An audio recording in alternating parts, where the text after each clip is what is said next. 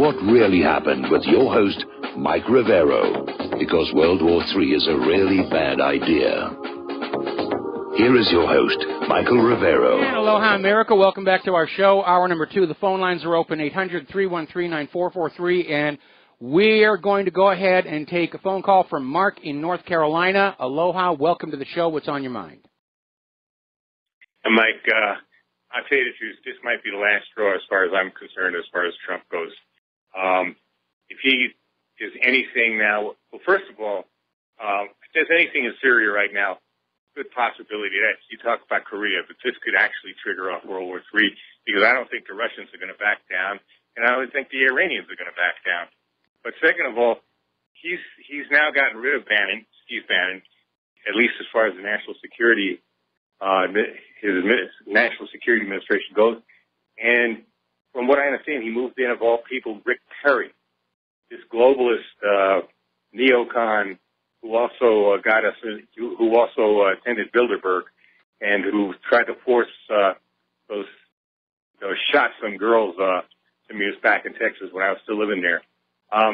So he is showing that he is either stupid or he's extremely weak, that he lets people he lets these neocons overrun him, or he was lying to us from the get-go. He never was who we thought he was. You know, he ran his anti-globalist, anti-interventionist campaign, and now, he seems to be just the opposite of what he said. And I don't buy the fact that he's being just overrun by these neocons and these other globalists that he's putting in his government. He knows who these people are. He's not that stupid. He's responsible. He's well, the President of the United States. hang on. First of all, let me say that, yes, I, too, am very disappointed in Donald Trump. However, I go for your option number 2. I think he is showing that he is, in fact, a weak leader, and he is letting himself get pushed around by these neocons, and this goes back to the concern I expressed about him back during the campaign. He comes from the world of business. He's used to doing things as a businessman. He is as naive about the real politics of Washington, D.C. as Jimmy Carter was. Jimmy Carter was just absolutely blindsided by the things that were done to him.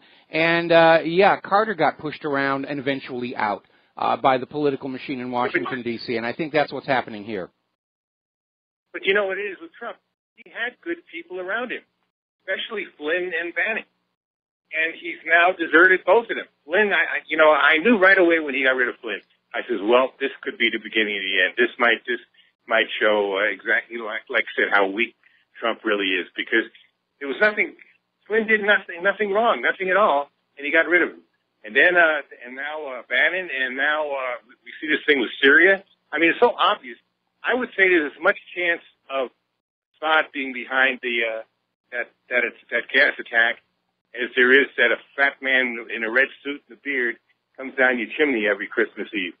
Okay? That's about how much chance there is that Assad actually did this. There was no reason for him to do it. It's obvious. And you say that John McCain was actually over there while this was going on? I don't know that McCain was in. I know he had been. He was in the area. He was in the area. He was in the Middle East. I don't know that it was actually in Syria. But, when Tillerson came on out and said that Trump was okay with Assad staying on as president if he won the next election, McCain just had a cow right there. And I think at that point, somebody said, we're going to lose this thing unless we escalate the war, find a way to escalate the war. So it may have been a rush job. You know what I think?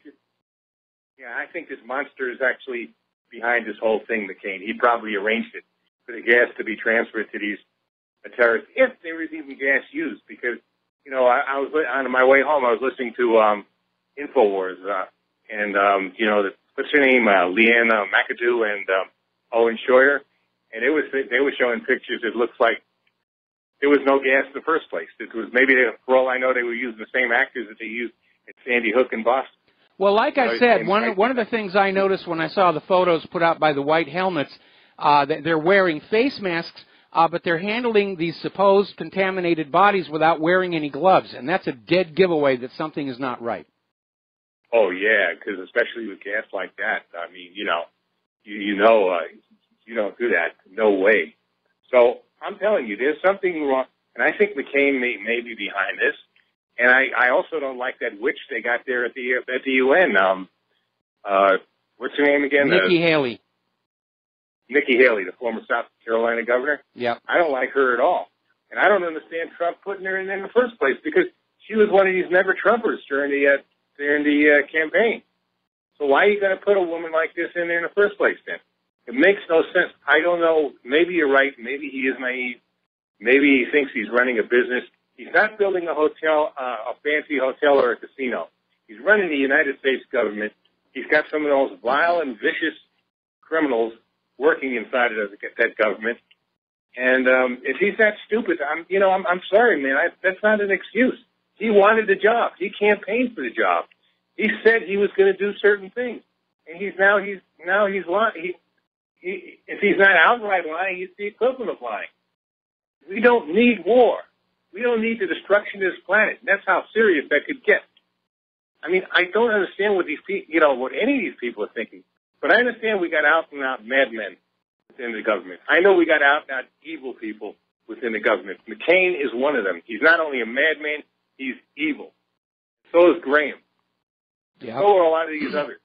Well, like I said, Obama, it is the curse of political power that it attracts the very people who should not be allowed to have it. We have the so-called conventional wisdom, and even though it's been disproved time and time again, politicians and the military-industrial complex always like to say that war is going to be good for the economy. No, it really isn't. It basically masks a dying economy with a high fever, and future generations pay for it down the road. Now, a lot of these politicians are going along with this because they probably own stock in those military companies, and a war is going to make them richer. I think there's a lot of blackmail, too. You talk about pedophiles. I believe there's a lot of that going on in the government, too. And I just want to ask you about Tulsi Gabbard. Okay. I know I love her standing on war and peace. But what is she like as far as against globalism, against these trade agreements, these multinational trade agreements that give away our jobs? And what is she as far as defending our borders? Do you have any idea about that? She is your congresswoman. Well, she's not my representative. I live in a different district from her, but she's unfortunately on board with a very open immigration policy. I don't think she supports completely open, unrestricted immigration. Overall, I like her, and I like some of the things that she's been trying to do. Unfortunately, her office has not responded to my invitation to have her on the show. So at this point, I'm probably not paying as much attention to her as I might, given that she is a local congresswoman. Anyway, listen, got to let you go. Got a bunch of phone calls here. Sure. All right, we're going to do a shout-out to our on-air affiliates who are just now rejoining our network. And by the way, I put up a poll on whatreallyhappened.com. Do you believe Assad just gassed his own people? There's one vote for yes, who's obviously somebody who monitors this site for the opposition, and everybody else voted no. So, yeah, nobody's buying this one here. All right, we're going to take 3 more phone calls and then get back to the news, because I get emails saying you're doing too many phone calls. Nick in Southern California, aloha, welcome to the show. What's on your mind? Aloha, Mike. Thanks for taking my call. I'm thinking that it occurred to me that this Russia-Trump thing, it's so stupid that they keep pounding on this, no evidence, and I'm asking myself why. Why do they make themselves look so bad by continuing with this narrative? And what I came to the conclusion, or at least a potential conclusion, is that if we get pushed into war, in wartime hysteria, people will believe anything. And if we get into a wartime hysteria, and they basically can look back and, push this Russia-Trump thing, and people will start to believe it because they'll believe anything at that time. It's just so desperate. And I think that this push into Syria, this false flag, they want to push us into this war. And I also think that Trump might be going along with a lot of this stuff because he's aware that without us going to war and forcing hegemonic ruling of the dollar, if you will, this country will fall apart, and he doesn't want it to happen on his watch. Those are all the things that I'm thinking. That could definitely be a factor. The first one you talk about, though, where during wartime people will naturally cling to the government, that is true to an extent. But in past wars, the general public has gone along with the official story of the war because at the start of the war, they had a high degree of trust and confidence in their government and their media. That has changed now. We've been at war all over the world now, longer than we were in World War II.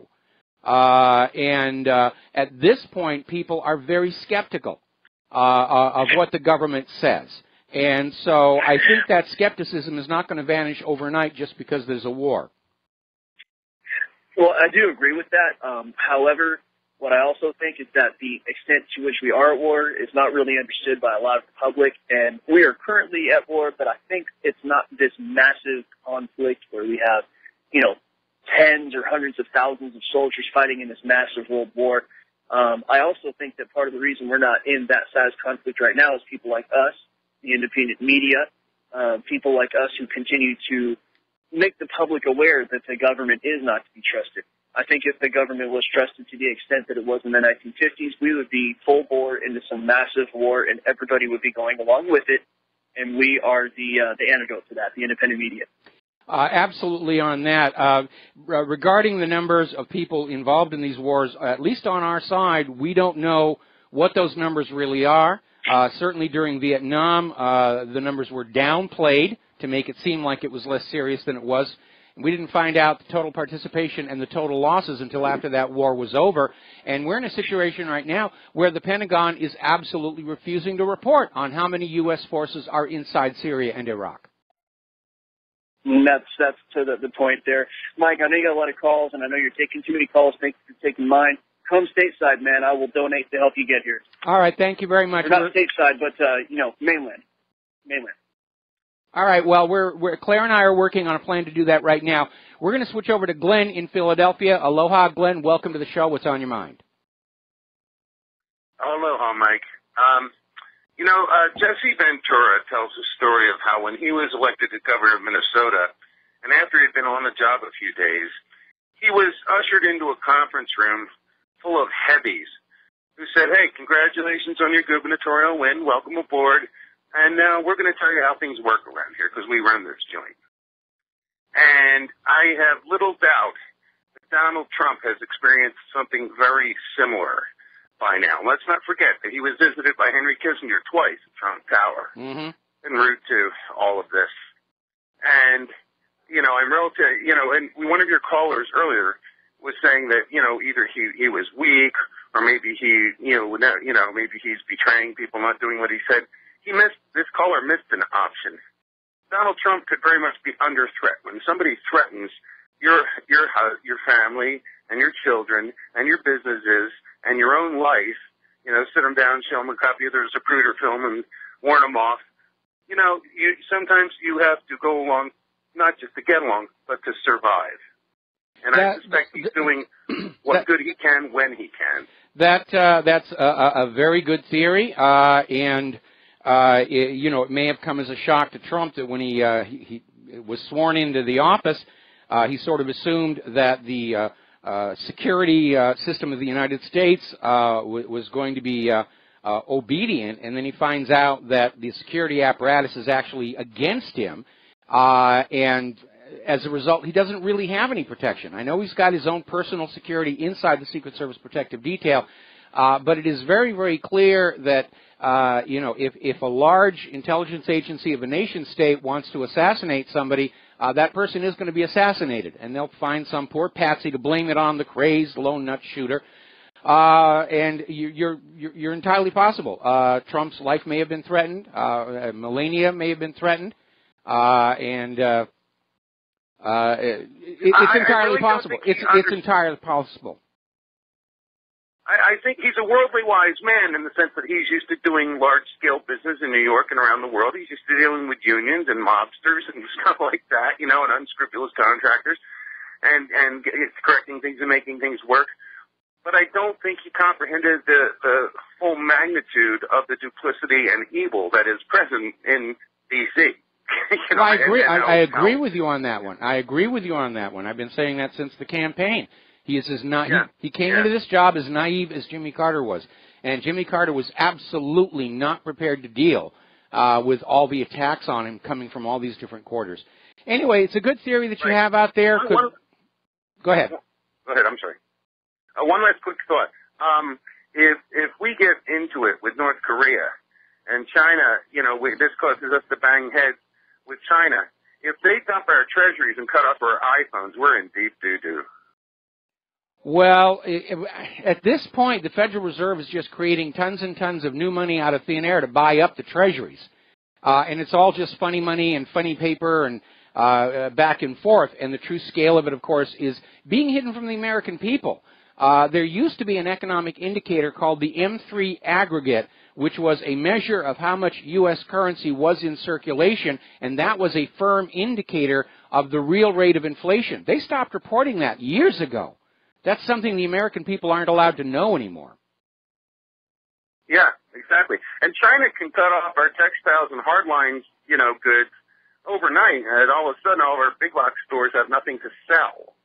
You know, so well, that's not a problem because they don't have customers anyway in this economy. Good point. All right, thank you, Mike. All right, thanks. We're just going to take one more phone call from Brendan in San Francisco. Then we're going to close the phone lines. I'm going to get back to doing some news. Brendan, what's on your mind? Hey, Mike. I think one of the great parts of your show are the callers and their brain power to keep the show moving. By the way, you are getting some great calls. You should just limit people to like 2 points and then move on. I quickly just want to point out that Joel Skousen is claiming that Trump is being buried in all these meetings, and they're just keeping him totally distracted, and he's been delegating too much to his subordinates. But like you said, keep it simple. All wars are bankers' wars, and this guy has been compromised. They've got to him. And I'm going to let you go on that note, Mike. Thank you. Thank you very much. We're going to let you go. Yeah, that's something else. Donald Trump's drained the swamp. He's spending off these allegations about Russia, and now he's got the Susan Rice scandal, which is an opportunity for him to regain the initiative and go on the offensive. And if he doesn't, then I think it's probably pretty certain that he has been compromised or threatened or blackmailed, in which case this nation is in serious, serious, serious trouble because the people who are driving us forward into the war, they don't care what harm it brings to the American nation, the American reputation, the American people, as long as they get richer off of their military-industrial stocks. That's it. They're just totally focused on their own immediate gain to the exclusion of all else. All righty, getting on back to this circus. Russia is denying Assad was to blame for the chemical attack. Assad, of course, has said, no, we didn't do it. And this now puts Russia on a collision course with Donald Trump, now that Donald Trump has committed to this fairy tale that Assad gassed his own people for no gosh darn good reason whatsoever. And I'm not sure what's going on here. Is Trump being controlled, being blackmailed? Is he an idiot? Or has he been told that if we don't go to war in Syria, we will lose it, it will be seen as a military defeat, and Trump doesn't want that as part of his legacy? The first military defeat of the United States of America since Vietnam. I don't know. But it's a very, very troubling, disappointing development here. Now, as I mentioned before, security experts, particularly one UK security analyst was being interviewed on Russia Today and said, the rebels are the only people who benefited from this. Assad gained nothing from it. It's like that caller said. There was no military justification for it. It just came out of thin air. It's a propaganda operation. All right, we've got to take another break for commercials. We'll be right back. And aloha, America. Welcome back to our show here. And, boy, that didn't take very long at all. The CIA has now restored funding to the moderate rebels in Syria. The funding had been frozen last February under orders from Donald Trump. And it's now been restored with one proviso. The moderate rebels have to focus on taking down Assad. No more infighting with Al-Qaeda and ISIS. Remember when the U.S. tried to tell you that they were in Syria to fight ISIS and Al-Qaeda? Not anymore. We're going to get Assad, no matter how many lies it takes. BBC just ran an article bashing Russia over its refusal to go along with the collective lie about Assad gassing his own people. How dare you not believe our lies? We worked really hard to craft that one. So, let's see. Assad did not use chemical weapons. Deep state neocons misleading the president. There's another theory in line with that caller here. And again, we need to go back and look at history to find out what is really going on. And look at all the times we have been lied to. Saddam's nuclear weapons. Assad gassed his own people 2013. Assad gassed his own people 2014. This is just more of the same. How many more times are you going to allow yourself to be lied to until you're ready to stand up and say, I will not believe your lies anymore? Because at some point you're going to have to do that. As the American people, you're going to have to stand up and scream, the government is full of it. You are lying. We are not going to listen to you anymore, because every time we listen to you and trust you, it costs us our money and the life and limb of our children. And enough is enough is enough is enough. Okay, now in other news regarding Syria, in the province of Raqqa, intense fighting is ongoing in the village of Safsafa, northeast of the town of Tapga.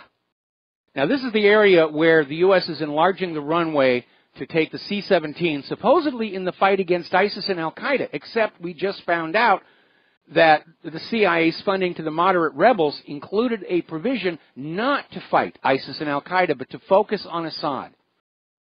So the invasion of Syria is well and truly on, and it almost looks like the war hawks don't even care if you know what's really going on anymore. Because you're just going to go along with it. You'll salute the flag. You'll pay the costs of the war. You send your children off to die. Meanwhile, the loose cannon continues to be Turkey, because apparently there have been a lot of defections from the Euphrates Shield operation. And they are revealing that they were actually trained in Turkey by Turkish army officers. They weren't organic rebels. And apparently, according to a story coming out of Fars News, Turkey is planning to form more terrorist groups in Syria. They even have, the deal there. The terrorists get Turkish nationality, and they get $400 a month to be members of these terror groups. So Turkey is now a state sponsor of terror. And nobody seems to be too concerned about that. Now, Syrian ambassador to Russia, Riyad Haddad, has said that the government of Syria has the right to protect its territory by all means, including military, if Turkey does not stop its actions in northern Syria.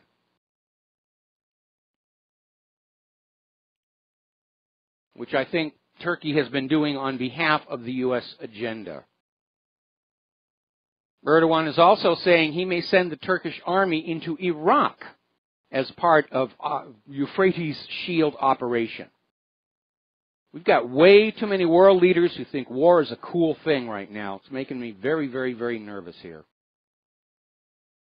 Now, former commander in charge of the U.S. Army military police in Iraq is saying President Trump's new... Oh, we got to take a break. Commercials? We'll get to this when we come back. And aloha, America. Welcome back to the show here. And former commander in charge of U.S. Army military police in Iraq is saying President Trump's new national security advisor, General McMaster, ordered criminal abuse of hundreds of Iraqi detainees in 2005. In other words, he committed war crimes in Iraq. And he's a new national security advisor. And that is a very, very troubling development.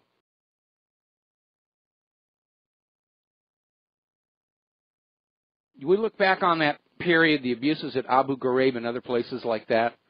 The U.S. literally tortured innocent Iraqis, in some cases to death, to find nuclear weapons of mass destruction that never existed.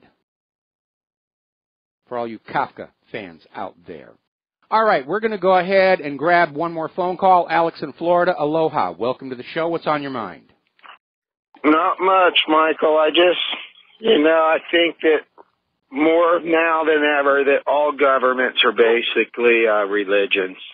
And I mean, it's obvious at this point that anyone that becomes the president of the United States is going to follow the agenda of the big priest, and that's it. Well, I agree with you. Governments do operate as religions because they rely on the unquestioning belief and faith of their supplicants. And what we're seeing in the United States right now, and again, this was a symptom we saw in the former Soviet Union, people are losing that faith. They don't believe the government is good anymore. They don't believe the media is honest. They don't believe the banking system is fair. And that is a very, very serious problem. And that may be another reason why they're pushing forward to try and get a war on this belief that if they can get a major war going, that we, the people, will forget all about the crimes and corruption and unfair treatment and lies and so forth, and we'll throw a snappy salute at the flag and throw our money and our children into wherever we're told to throw them. And but it does operate as a religion. For that matter, so does banking. It's all based on belief. Yeah. You're ruled through your beliefs. And that's why the powers that be try and get you to rely on belief rather than analytical thinking, to the point where you're literally bribed to believe in things when you're a child. Believe in the fat man at the North Pole, you get a bicycle. Believe in the Easter bunny, you get candy. Believe in the tooth fairy, you get the money, and so forth and so on. Children literally are being conditioned to allow beliefs to control their brains, and you are enslaved by those beliefs. You got that right. And I'm hopeful that if we tried to go into like another world war, or even with Syria, I think that the people would rise up, or at least hope that they would rise up and let the governments know that we know what the story is. And it's you guys that we need to go to war with you. And we need to remember that Ross Perot came out and said that his life was threatened and his family's life was threatened. And look at the last great president that really tried to do something about the control of the world or the United States. It was Kennedy, obviously. Well, remember during the primaries, that photo that came on out of Bernie Sanders with the bruise on his face? There were stories that he'd literally been physically assaulted and beaten up and, told to back off from Hillary. Yeah, I think the Clintons are I think they're the head puppets of the puppets, I must say. Yeah. I don't think they're calling the shots, but I do think they're like some pretty high-ranking puppets. And it's just unfortunate that, it's the devil. The people that control this world are the devil, man. It's especially this country. And I keep on watching YouTube stuff, how they act like Trump's the Messiah or whatever, chosen by God to run this country. No, he's not. He's not. They need to do more documentaries on the evils of the people that are controlling Trump right now. Yeah, they do. They absolutely do. Think about it. If you had kids and they were threatened, or you're going to do what these people want you to do, what would you do? Yeah, that could be going on as well, but I think the surveillance state is in a position of incredible power because of this system of surveillance on everybody, and we know they spy on politicians. We know they spy on anybody of any influence whatsoever, trying to get anything that they can use to blackmail and control them.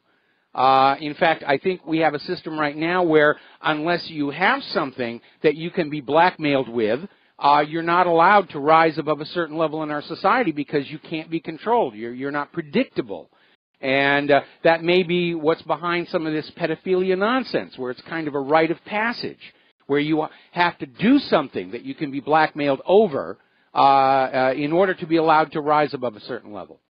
And that may explain the very casual attitude people have toward things like Jeffrey Epstein and his little pleasure island down in the Caribbean. I mean, anybody going down there to avail themselves of the underage girls has to know the place is wired for microphones and cameras. And they went anyway. Yeah. Yeah, and what's very unfortunate, you know, a lot of the African American people, when Obama was elected, he didn't govern on any of his platforms that he was running on, that his campaign ran on, like the public option, stuff like that. And they always said, well, it's not his fault. They recognize it as not being his fault now, but do the people recognize it as not being Trump's fault now? I don't think that they do. I think that the people that are in control of everything have us nicely against each other, and we the people need to stand up, and we need to recognize that we need to stick together. I would agree with you on that one, definitely. All right, well, listen, we're going to let you go here. I want to get back to some real news. And there's an interesting article that came out from Zero Hedge saying the real reason the federal government has been keen to blame Russia for everything going on comes down to gold, because Russia and China are at the forefront of nations trying to break free of their control by the U.S. Federal Reserve note. And the Federal Reserve note is still the dominant world reserve currency, but it's not the only one. Now people are talking about baskets. And the U.S. used that U.S. dollar, following Bretton Woods, to exert tremendous control over the world's economy. And that control is slipping. And that is the motivation for this rush to war. The U.S. government is expecting they're going to win this next war, like they won World War I and World War II, which means they've been watching way too many movies, because the U.S. was on the winning side but didn't win those single-handedly.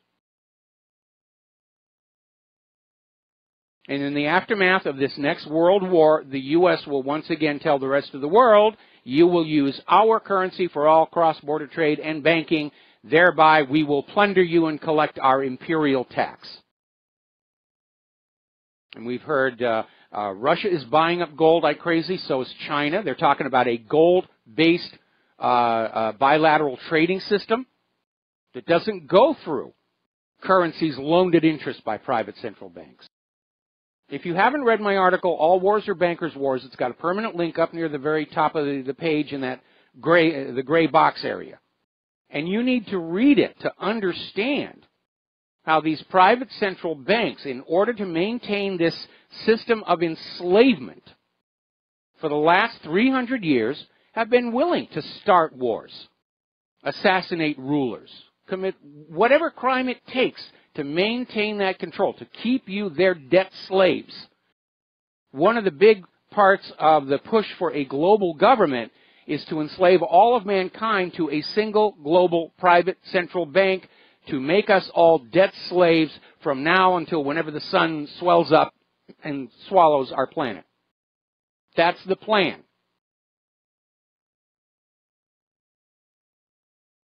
Now, people are looking at this terror attack in St. Petersburg,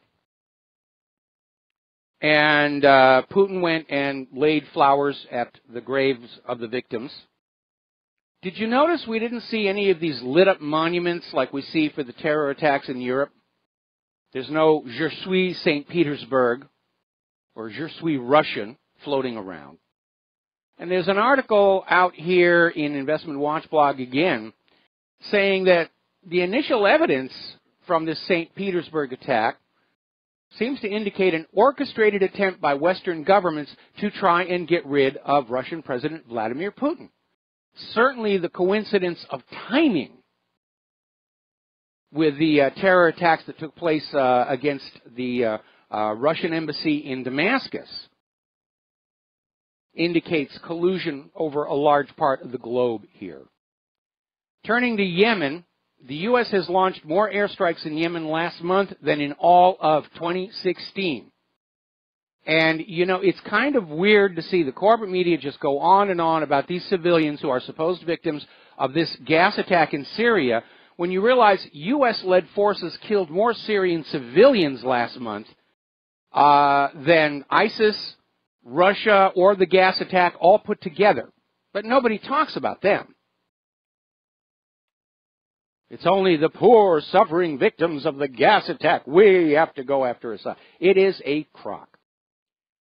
Now, turning over to North Korea, a senior White House official has issued a dire warning that the clock has now run out on North Korea's nuclear program. All options are on the table.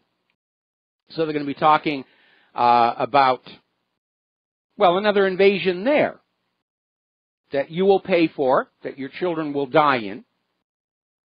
China, meanwhile, has upped the ante, saying that if the United States invades North Korea, China will do whatever it takes to protect China's territorial boundaries. And that includes those South China Sea islands. So we really are rushing to a new world war.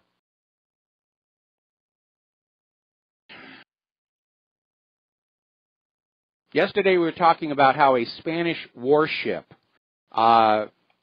sailed into British military waters, the military zone around Gibraltar. The British warships chased it back out. But again, it's another confrontation. It's another provocation. It's almost like every day there's another conflict somewhere. All we're missing is the really big bang where everybody will say, oh, it's a world war. Because if you go back and you look at the history of World War I and World War II, they all began as scattered little conflicts all over the place. Serbia, Austria, Hungary. Then it grew to include Germany, and everybody hopped on into that one. Same thing with World War II. There were ongoing conflicts. Manchuria, for example. The war in Europe, and then there was the Big Bang, Pearl Harbor. Oh, it's a world war now. And we can expect a big bang of some kind to try and get us all motivated and hot and bothered for more bloodshed, especially now as the establishment is struggling to maintain credibility in the face of all these revelations of Obamagate and Susan Rice spying on Trump. Down in Venezuela, and by the way, you should be watching what's going on in Venezuela because it's going to happen here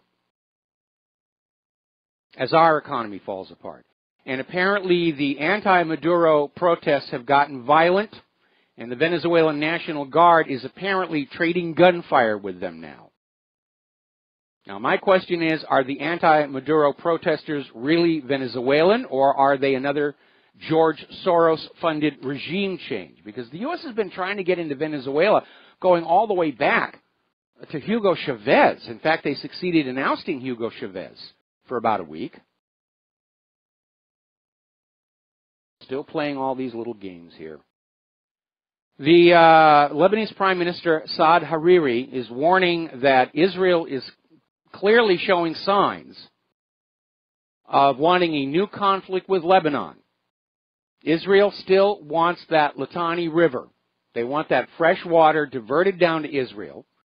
Even though, as we reported yesterday, there's been a breakthrough development in desalinization involving graphene filters.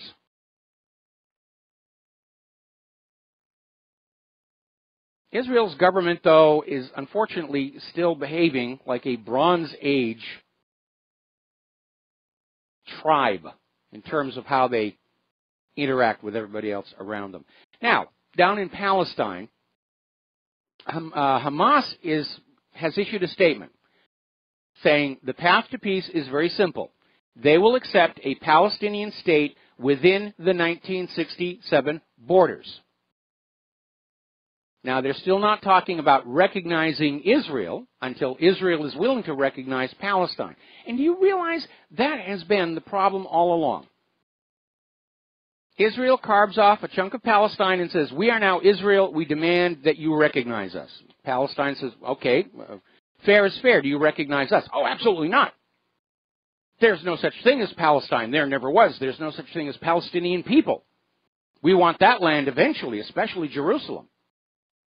And that's been the cause of all the misery and bloodshed ever since. If Israel would simply grant to other nations that which it demands for itself, recognition of a right to exist, all of this could have been avoided.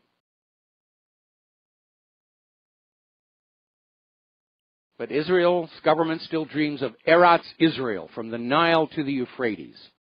As long as the American taxpayers pay for it, and American kids die in it, that'll make it all hunky-dory.